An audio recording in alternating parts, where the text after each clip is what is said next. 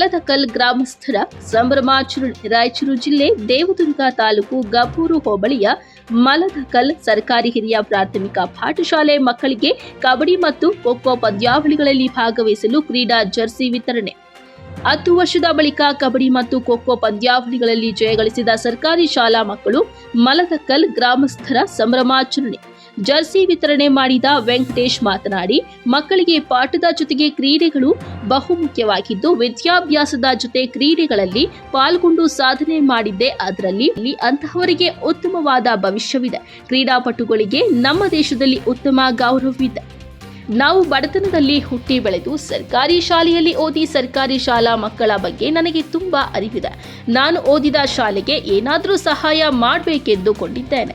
ಅದೇ ವೇಳೆ ನನ್ನ ಸ್ನೇಹಿತರಾದ ಬಸವರಾಜ್ ಪಾಟೀಲ್, ಆಂಜನೇಯ ನಾಯ್ಕ, ರಂಗನಾಥ ನಾಯ್ಕ ಮತ್ತು ಡಾಲಿ ನಾಯ್ಕ ನನಗೆ ಕರೆ ಮಾಡಿ ನಮ್ಮ ಸರ್ಕಾರಿ ಶಾಲಾ ಮಕ್ಕಳು ಹೋಬಳಿ ಮಟ್ಟದಲ್ಲಿ ಕ್ರೀಡೆಯಲ್ಲಿ ಭಾಗವಹಿಸುತ್ತಿದ್ದಾರೆ, ಅದಕ್ಕೆ ಮಕ್ಕಳಿಗೆ ಜರ್ಸಿ ಅವಶ್ಯಕತೆ ಇದೆ ಎಂದರು. ಒಂದು ಮಾತನಾಡದೆ ಅವರು ಕೇಳಿದಷ್ಟು ಜರ್ಸಿ ನೀಡಿದ್ದು, ಮಕ್ಕಳು ಅದೇ ರೀತಿ ಕಷ್ಟಪಟ್ಟು ಪ್ರಾಕ್ಟೀಸ್ ಮಾಡಿ ಖೋ-ಖೋ ಮತ್ತು ಕಬಡ್ಡಿಯಲ್ಲಿ ಹೋಬಳಿ ಮಟ್ಟದಲ್ಲಿ ಜಯ ಗಳಿಸಿದ್ದಾರೆ. ನನಗೆ ತುಂಬಾ ಸಂತೋಷ ಇದೆ. ಇದು ಹೆಮ್ಮೆ ಪಡುವಂತಹ ವಿಚಾರ. ಇದಕ್ಕಿಂತ ಖುಷಿ ನಮಗಿನ್ನೇನು ಬೇಡ. ಸುಮಾರು 10 ವರ್ಷದಿಂದ ವಿನ್ನರ್ಸ್ ಆಗಿರಲಿಲ್ಲ.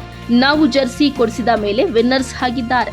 ಅವರಿಗೆಲ್ಲರಿಗೂ ಒಳ್ಳೆಯದಾಗಲಿ, ತಾಲೂಕು ಮಟ್ಟದಲ್ಲಿ ಗೆದ್ದು ಬರಲಿ ಎಂದು ಹಾರೈಸುತ್ತೇನೆ. ಹಾಗೆ ತಾಲೂಕು ಮಟ್ಟದಲ್ಲೂ ಸಹ ನಮ್ಮ ಕಡೆಯಿಂದ ಏನಾದರೂ ಸಹಾಯ ಬೇಕಾದಲ್ಲಿ ಇನ್ನೂ ದೊಡ್ಡ ಮಟ್ಟದಲ್ಲಿ ಮಾಡಿಕೊಡುತ್ತೇವೆ. ಒಟ್ಟಾರೆ ನಮ್ಮ ಸರ್ಕಾರಿ ಶಾಲೆಯ ಮಕ್ಕಳು ವಿಜೇತರಾದರೆ ಅಷ್ಟೇ ಸಾಕು.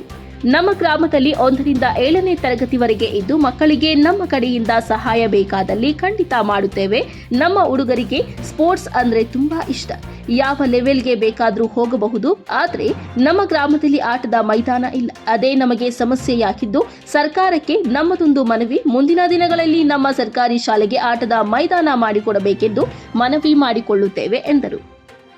ನಮಸ್ಕಾರ ಸರ್, ನನ್ನ ಹೆಸರು ವೆಂಕಟೇಶ್ ಅಂತ.